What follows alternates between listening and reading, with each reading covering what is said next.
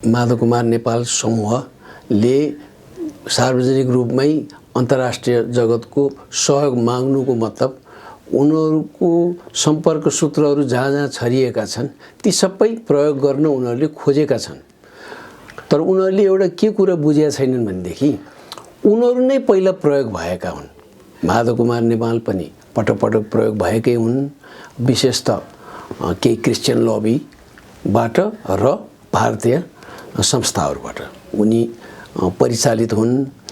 पुष्पकमल दाहाल चाहिँ उनले जुन जुन उपलब्धि भनेर संविधानमा राखिएका केही प्रावधानहरू छन् त्यो प्रावधान प्रमोट गर्नेहरू युरोपमा पनि छन्, भारतमा पनि छन् र भारतमा त यिनले अब 8.5 वर्ष युद्धको टाइममा ती बिताएका हुन् उनी।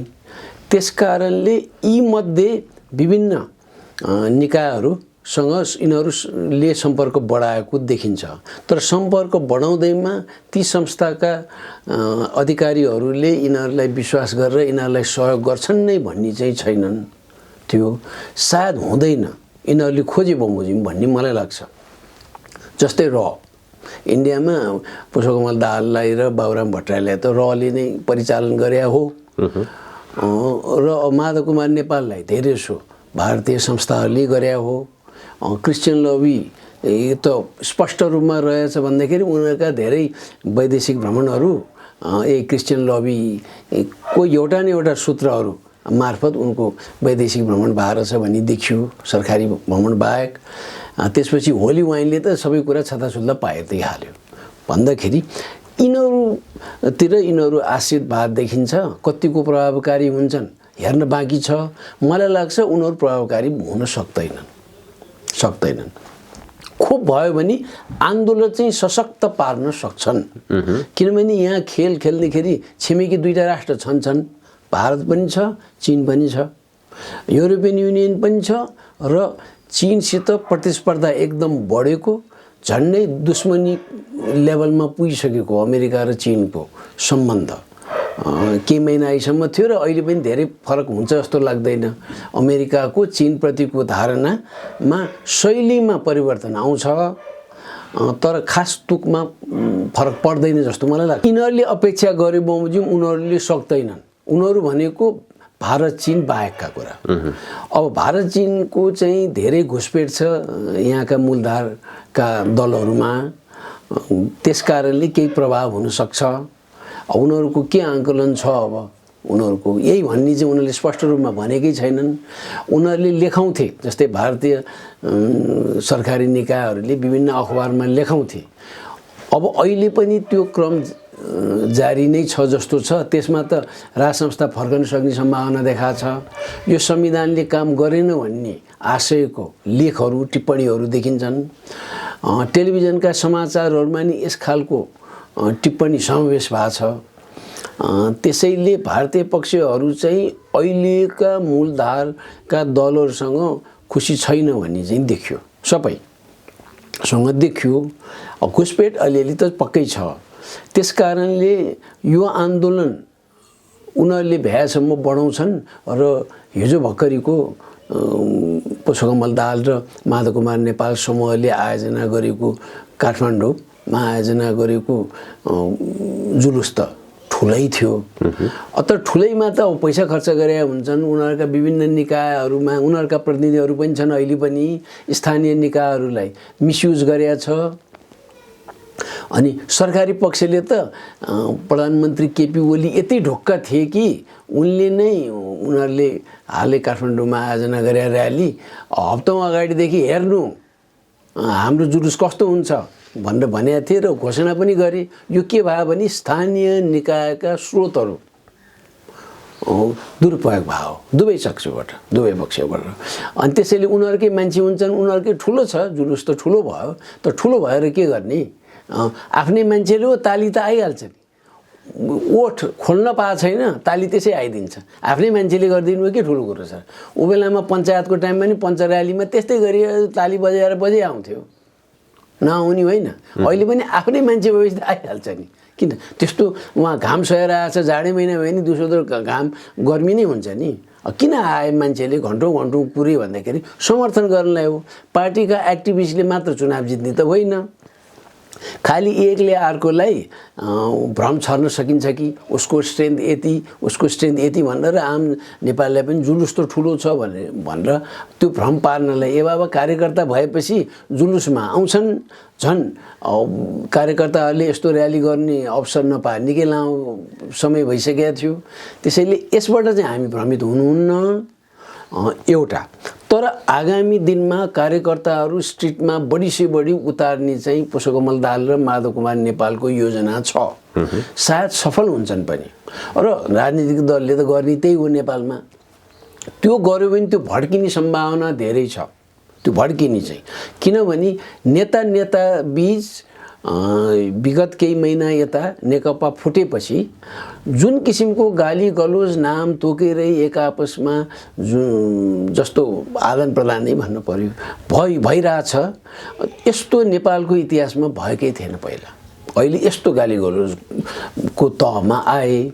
यसले के देखिन्छ भने अब त्यहाँ मिल्ने अवस्थै छैन। हुन त अहिले पनि आएदेखि हुन्छ भने जस्तो केपी ओलीको समूहले भनिरहेछन्।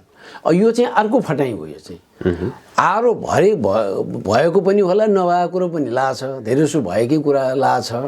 त्यस्तो आरोप लाउने अनि उनीहरू फर्के भने चाहिँ सबै कुरा माफ पञ्चखतै माफ भने जस्तो गरेका छन् दुवै पक्षले। जुन गलत हो त्यो चाहिँ किनभने यिनीहरूले एकका विरुद्ध जुन अर्कोले आरोप लाउँदै आछन् ती जम्मै आरोप सही भन्ने छ। आम जनताको लेभलमा भ्रष्टाचार पनि गरेको हो। भ्रष्टाचारीहरूलाई संरक्षण दिएका हुन्। विधि अनुसार नगएका हुन्। आफू सत्तामा हुन्खेरि कसैले पनि विधिको शासन गरेनन्। यिनीहरूले मात्र होइन योभन्दा अगाडि शेरबहादुर देउवाले नि कहिले नि गरेका होइनन्। त्यो उनपछिका अरू प्रधानमन्त्रीले नि कहिले नि गरेका होइनन्। गिरिप्रसाद कोइरालाले नि कहिले पनि गरेका होइनन्। कहिले गरेको थियो विधिको शासन। तर अहिले चाहिँ पहिलाको भन्दा नि बिग्रियो। पछिल्ला केही वर्ष 72 सालदेखि यता झन् बिग्रियो। अब यो अवस्थामा के हो भन्दाखेरि एउटा आम जनता साह्रै आक्रोशित छन्, निराश पनि छन्। त्यो नैराश्यताले स्ट्रिट आन्दोलन भयो भने त्यो इनर्जीको रूपमा जान्छ। जाँदाखेरि जनसहभागिता पनि बढ्न सक्छ। कहाँ पोखौँ आफ्नो आक्रोश हुन्छ। यदि पुष्पकमल दाहाल र माधव कुमार नेपालको र्यालीहरूको सङ्ख्या बढ्ने अनि दिनानुदिन त्यस्तो र्याली हुने भयो भनेदेखि आम जनताको सहभागिता हुन्छ र यो भड्किन्छ। भड्केपछि शान्ति सुरक्षाको समस्या आउँछ। शान्ति सुरक्षाको समस्या आयो भने नेपाल प्रहरीले धान्न सक्दैन। के छ परिस्थिति? माधव प्रचण्ड समूहको आन्दोलनलाई सरकारले थेक्न सक्ने अवस्था रहन्छ? उसले प्रयास त गर्ला। त्यस्तो परिस्थितिमा हात झिक्न सक्ने सम्भावना हुन्छ कि हुँदैन? कसरी जान्छ होला हात झिक्ने भने सरकारले हो। यिनीहरूलाई यदि उनीहरूले भने बमोजिम सर्वोच्च अदालतले संसद को पुनर्बहाली हुने किसिमको निर्णय दिएन भनेदेखि यिनीहरू आन्दोलनमा जाने नै देखियो। र दोस्रो कुरो नेपाली कांग्रेसका नेताहरूले त अहिले पुनर्विचार गरिरहेछन्। शेरबहादुर देउवाले भनेर हुन्छ केपी ओलीले आफू हार्ने चुनाव गराउँछन् र कांग्रेसले त जित्दैनन् भनेर त्यहाँ ठुलो समूह यो सदनको पुनर्बहाली भयो भने पनि के अरे भएन भने चुनावै हुने भयो। चुनाव भएपछि हामीले भाग लिनुहुन्न यसमा भन्ने एउटा ठुलो समूह बनेको छ। केही वरिष्ठ नेताहरू भनिनेहरू चाहिँ चुनावमा उनीहरू पर्यो भने जान तयार। रामचन्द्र पौडेलको अन्तिम चुनाव हुन्छ। कृष्णप्रसाद सिटौलाहरूलाई पनि गाह्रो भइरहेछ किनभने कृष्णप्रसाद सिटौलाहरू जस्तो नेताहरूको पत्ता साफ गर्नलाई विश्वप्रकाशहरूलाई बढी दिएछ शेरबहादुर देउवाले है। झापाको राजनीति अब फरक हुन लागिसक्यो। मैले गरेर विश्वप्रकाशहरूलाई मैले चाहिँ बढावा दिएँ भनेर उहाँ शेरबहादुर देउवा आफ्नो कोठरीमा कुरा गरिरहेछन्। यो कुरा यो सन्देश चाहिँ कृष्णप्रसाद सिटौलाहरूले पनि नबुझ्ने होइन। आखिर उनीहरू पनि त परिपक्वता त छ नि केही पाठोमा त राजनीतिको। त्यस्तो अवस्थामा त्यहाँ चाहिँ आफ्नो चुनावी राजनीति कस्तो हुन्छ व्यक्तिगत त्यसले ठुला नेतालाई गाँजेको छ। अरू युवाहरूमा चाहिँ यो चुनावमा हामीले भाग लियौँ भनेदेखि फाइदा हुने केपी ओलीलाई मात्र हो। केही हदमा शेरबहादुरको व्यक्तिगत कोठरीलाई फाइदा होला, अरूलाई हुँदैन भन्नेमा छन्। त्यसैले पुनर्बहाली भयो भने पनि कोलिसनको कुरा आउने जस्तो देखियो। कोलिसन इत्यादि हो भने नेपालले पहिला कुरो त्योभन्दा 4 दोबर बढी हुन्छ। पहिला सोरा र सुन्दरी भनेर सांसद लुकाउने, सांसद पठाउने अनेक कुरा गर्थे नि, भएको पनि हो। अहिले झन् बिग्रिन्छ। अहिले चाहिँ एउटा दोस्रो चाहिँ जुन पुनर्बहाली भएन भनेदेखि नहुन सक्छ, पुनर्बहाली नहुन सक्छ। किन यिनीहरूले आन्दोलन छेड्ने र आन्दोलन बढाउने भएको मैले एउटा देखेको छु। र न्याय क्षेत्रमा यो अहिलेको संविधानबारे, संविधानको उपलब्धिबारे न्याय क्षेत्रका उच्चतम व्यक्तिहरू एक आपसमा छलफल गर्दा, एक आपसमा विगतका वर्षहरूदेखि केही हप्ता अहिलेसम्म कुरा गर्दाखेरि उनीहरूको मनसाय, आशय एक आपसमा कुरा गर्दाखेरि हेर्दाखेरि सम्भवतः पुनर्बहाली हुँदैन। किनभने पनि सम्भव पुनर्बहाली नहुँदाखेरि यो आन्दोलन त भड्किन्छ। फेरि भड्किने बित्तिकै त्यसमा अरूले पनि साथ दिन्छन् केहीले, किन छुट्टै छुट्टै गएर त त्यो विभाजित हुन्छ। साथ यिनीहरूले आह्वान गर्छन्। आह्वान गर्दाखेरि नेकपाका 2 समूह बाहेकका अरू समूहहरूलाई मिल्दो किसिमको सन्देश पुर्याएर र उनीहरूलाई पनि प्यारिटीमा राखेर, इक्वल फुटिङमा राखेर सहभागिता गराउने हो भने उनीहरू मान्न सक्छन्। तर के को लागि भने यो संविधानको लागि चाहिँ होइन। सीपी गजुरेलहरूले त स्पष्ट रूपमा भनिसकेका छन् नि त उनीहरूले, यसबाट त हुँदैन। र आगामी दिनमा यही संविधान रहिरहने हो भने त कि यही पुरानै अनुहार आउने भए, पुरानै किसिमको व्यवहार र बानी व्यवहार विधि हुने भयो। अब विधि भने त विधिको शासन छँदै छैन नेपालमा भन्दाखेरि यसबाट हुँदैन। समाजवाद, असली समाजवाद अथवा वैज्ञानिक समाजवाद यो संविधानबाट र अहिलेका चुनावी परिपाटीबाट हुँदैन भनेर त स्पष्ट भनिसकेका छन्। र सीपी गजुरेल जस्तो मान्छेले त्यसो भन्नुको मतलब मोहन वैद्यहरूको पनि त्यही किसिमको कुरा हो भन्ने बुझिन्छ। कहिले कहिले अन्तर्वार्ताहरू सुन्दा हेर्दा पनि त्यही देखिन्छ। नेत्रविक्रम चन्दहरूको त अब यो गैर नेकपा पछिको सशक्त समूहमा त नेत्रविक्रम चन्दको पर्छ र उनको एउटा लेजिटिमेट स्ट्यान्ड चाहिँ छ। लेजिटिमेट स्ट्यान्ड भनेको 40 बुँदे माग जुन बाबुराम भट्टराईले आफूले मसौदा गरे भनेर नाक फुलाएर हिँड्थे, अहिले नाक लुकाएर हिँड्छन्। त्यो मुद्दा यदि ठिक हो भनेदेखि उनीहरूले जनयुद्ध भनेको त्यो जायज हुनसक्छ। त्यो जायज हो भने 40 बुँदे मागको नामै लिँदैन बाबुराम भट्टराई, उसले नामै लिँदैन। यो 40 बुँदे के हो? दुनियाँको भएको नभएको जवाफ दिएर हिँडेको चाहिँ यसको जवाफदेही हुन्छ नि। 40 बुँदे कहाँ गयो भनेर कसैले पनि लिँदैनन्। पुष्पकमल दाहालले दुनियाँको कुरा गरिरहेका हुन्छन्, तर 40 बुँदेको कुरा गर्दैनन्। त्यो जायज हो भने नेत्रविक्रम चन्दले उठाएको कुरो जायज हो, त्यो हामीले त्यसलाई मान्नै पर्छ। त्यो जायज होइन भने 17,000 मान्छे, अहिले त 36,000 मर्या भन्ने छ है। किन पूर्व माओवादीहरूले नै अहिले भनिरहेछन् कहाँ 32 देखि 36,000 मर्या हो भन्छन्। त्यस कारणले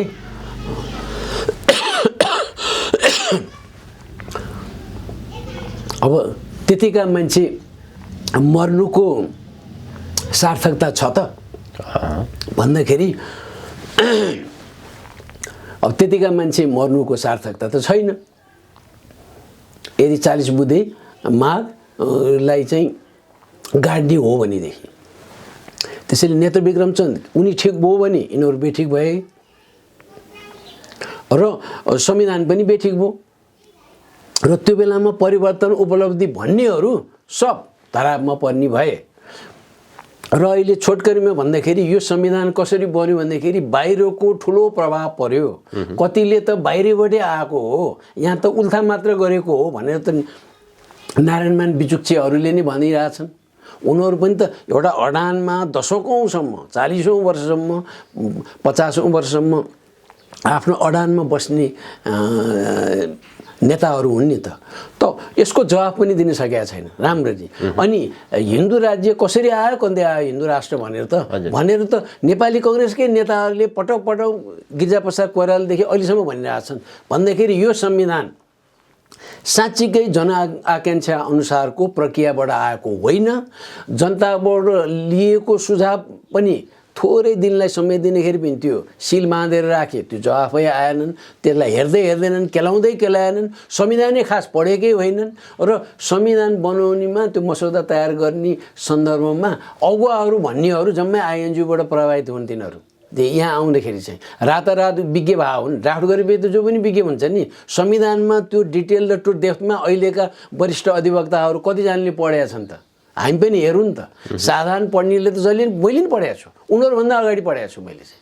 6-7वटा संविधान त पढेकै हुँ, 3-4वटा त अहिले पनि अध्ययन गर्छु मेरो पाटोलाई हेरेर।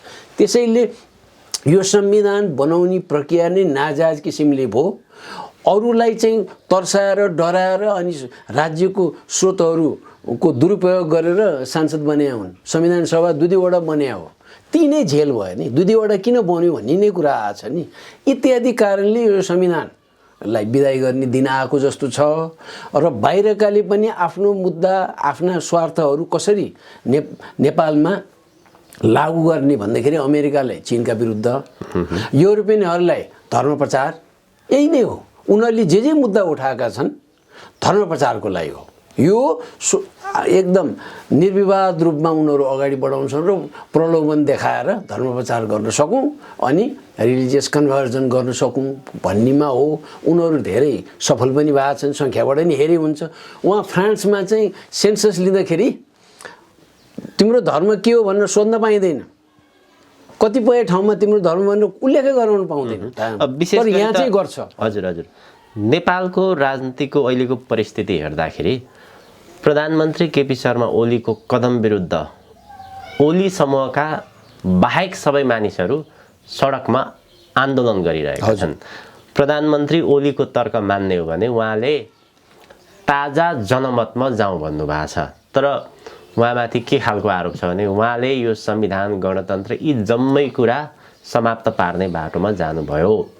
उहाँलाई हिटलरको संज्ञा दिइरहनु भएको छ। यो हिटलर प्रवृत्तिको अन्त्य गर्नुपर्छ भनेर उहाँहरू सडकमा हुनुहुन्छ। वास्तवमा त्यही नै बाटो अपनाउनु भएको, त्यही नै बाटो रोज्नु भएको प्रधानमन्त्री केपी ओलीले उहाँहरूले लगाएको आरोप जस्तो। अब पहिला त कुरा नमिलेपछि नेपालको राजनीतिमा एक आपसमा भयभरको भ्यासम्मको डिक्सनरीले भ्यासम्मको सबै विशेषणहरू लगाएर गाली गर्छन् एउटा चाहिँ। तर केपी ओलीको डबल डिलिङ, बाह्य शक्तिहरूको डबल डिलिङको भिक्टिम उनी छन्, उनले आफैले बुझेका छैनन् भन्ने मलाई लागिरहेछ। अब राज संस्था फर्काउने इत्यादिमा उनको पहिला त्यो विश्वास हो। पछिको आफू, पहिला त उनी आफू केन्द्रित हो, आफू सत्तामा रहने उनको चाहिँ। आफू सत्तामा रहनेखेरि राज संस्था फर्के पनि अरूको विरोधमा जानु पर्यो, अरूलाई चाहिँ सेकी झार्ने हो भने उनी जाने खालका मान्छे हुन्, नजानी होइन। तर केपी ओलीको विरुद्धमा चाहिँ राजावादीहरू अभियन्ता हुन् वा कार्यकर्ता हुन्, कार्यकर्ता भएर सङ्गठनहरू बनाउनेहरू, उनीहरू नरम भात देखिन्छ। कमल थापादेखि लिएर विभिन्न अभियन्ताहरू केपी ओलीले झार्देलान् र खामलाम भनेर बसिरहेछन्। यो मैले हेरिरहेको छु मैले चाहिँ। अनि उनीपट्टि आउँदैन। अनि कुरा त अहिले केपी ओलीलाई समर्थन गरेर पुष्पकमल दाहाललाई गाली गर्न पनि प्रशस्त सामग्री छन्। पुष्पकमललाई तारिफ गरेर केपी ओलीलाई नि गाली गर्ने प्रशस्त सामग्रीहरू छन्। यो संविधानको 4वटा महत्त्वपूर्ण उपलब्धि भनेको पुष्पकमल दाहालहरूले ल्याओ, यो मान्न पर्छ। यो चाहिँ संघीयता, धर्मनिरपेक्षता, गणतन्त्र अनि समावेशिता, उनीहरूले यसलाई अगाडि ल्याए। अगाडि कहिले ल्याए? आन्दोलन सकिएपछि 63 को यिनीहरूले ल्याए। यदि त्यसलाई उपलब्धि मान्ने हो भने त उसलाई मान्नु पर्यो नि, पुष्पकमल दाहाललाई मान्नु पर्यो होइन। हुन त 17,000 मान्छे मार्ने निर्मम किसिमले, त्यो नाटकीय किसिमले आँसु पनि झार्न सक्ने पुष्पकमल दाहालै हुन् है। अनि कति स्वार्थी रहेछन्, आफ्नो निजी मामिलामा कुन हदसम्म उनी राजनीति सिद्धान्त को तिलाञ्जली दिन सक्छन् भन्ने त सबै नेपालीले बुझिसके। तर उपलब्धि हो यो संविधानको भने त मर्म त्यो जे हो संविधानको र मुटु जो हो त्यो उपलब्धि त उसले ल्यायो, नेपाली कांग्रेसले होइन, राप्रपाले होइन, उसले ल्यायो एउटा। अब केपी ओली उनीहरूको तर्फबाट उनीहरूलाई भन्यो भने त उनीहरू त मोडरेट हो, उनीहरूले त यो मान्छे मार्नुहुन्न भने हो भने के मान्छे मार्नुहुन्न भन्ने नै, मान्छे मारे हो हत्यारा हो भने त किन उहाँ घाँटी जोडेर 2-2चोटि सँगै बस्या। पहिलोचोटि पुष्पकमल दाहालसितै मिलेर प्रधानमन्त्री बने हुन् केपी ओली, पछि पुष्पकमल दाहालले फेरि धोका दिएर गए त गए, पछि त झन् पुरस्कार स्वरूप त पार्टी एकीकरणतिर त उनकै नेतृत्वबाट एमाले गरे हो नि त, पार्टी एकता गर्ने भनेर त। त्यस कारणले दुईटै फटाहरू हुन्, अयोग्य हुन् राजनीतिक किसिमले चाहिँ, सैद्धान्तिक किसिमले राजनीतिक सिद्धान्तमा पनि दुईटै। पहिला चाहिँ घिउ बेचुवा र तरवार बेचुवा भन्थ्यो। तरवार बेचुवा घिउ बेचुवा त सामान्य कुरा हो, त्योभन्दा ठुला खलनायक हुन् दुईटै। र उनीहरूले देलान भनेर बसेर जो बसेका छन् त्यसबाट के देखिन्छ भने अभियन्ताहरू चाहिँ धेरै भ्रममा परेका छन्, कमजोर रहेछन्। तत्काल केही भयो भने भइहाल्छ कि भनेर त्यो वर्षादीको पानी जस्तो हुन्छ। अब के देखिन्छ भने सर्वोच्चको निर्णयपछि आन्दोलन बढ्छ र भड्किन्छ। यिनीहरूले लिएनन् भने अभियन्ताहरू सशक्त रूपमा आउँछन्। अब कथम कदाचित चुनावमै जाने हो, आन्दोलन नगर्ने हो पुष्पकमल दाहाल र माधव कुमार नेपालको समूहले भने। तर उनीहरूको आन्दोलनले मात्र परिवर्तनले यहाँ भ्याउँदैन, नयाँ आउँदैन, आउनै सक्दैन। त्यो नयाँ अरू समूह आउने हो भने यो संविधान फाल्नुपर्छ। अरू यो संविधान नफालिकन निर्णायक भूमिका अरूमा छ। अब यिनीहरूमा छँदै छैन र यिनीहरू चाहिँ केपी ओलीलाई हटाउँ सिनबाटै भनेर लागिरहेका हुन्।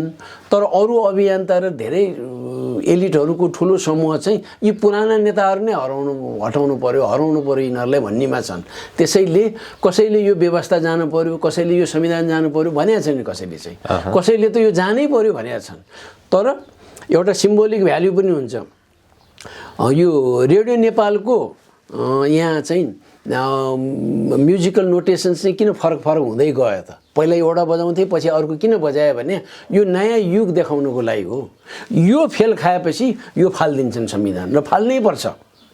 यो फाल्यो भने यसले त यो त जनताबाट आएको संविधान के को जनताबाट आयो नि? यिनीहरूले पेलेर ल्यायो। यी तीनटा नेताले जे भन्यो त्यही हुन्थ्यो हाउसमा, होइन र? सबैले थाहा छ नि। यति थाहा पाउँदै पनि जनताबाट आएको संविधान जनताबाट आयो होइन।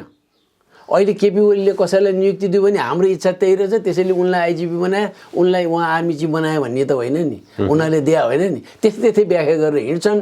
त्यस कारणले यो संविधान दुई चारजना नेताले मिलेर अनि बाहिरबाट पनि प्रभावित भएर बनेको हो यो भन्न कसैले हिचकिचाउनु पनि हुँदैन। हिचकिचायो भनेदेखि त्यो अनेस्टी हुँदै होइन। यसलाई फाल्ने दिन आए, खालि कहिले हो चाँडो हुने? यो त 1 वर्ष जति भइसक्यो, कम्तीमा 6 महिना भइसक्यो। हुनुपर्ने भरभोलि भन्ने छ। र यही परिप्रेक्ष्यमा मैले पहिला पनि भन्दै आयो, यो स्पष्ट छ। नेपाल सेना सतर्क मात्र होइन, पूर्व तयारीमा छ। पर्यो भने भन्नु पर्यो हामीले, के एक्सनमा नगइकन होइन। पर्यो भने सर्वोच्चका न्यायाधीशहरू पनि राजनीतिक माहौल के छ भनेर बडो सूक्ष्म रूपमा अध्ययन चाहिँ उनीहरूले गरेका छन्। गर्नुहुन्न भन्ने छैन, गरेका छन्। तर पहिलाको भन्दा अहिले विशेष गरेका पाइन्छ।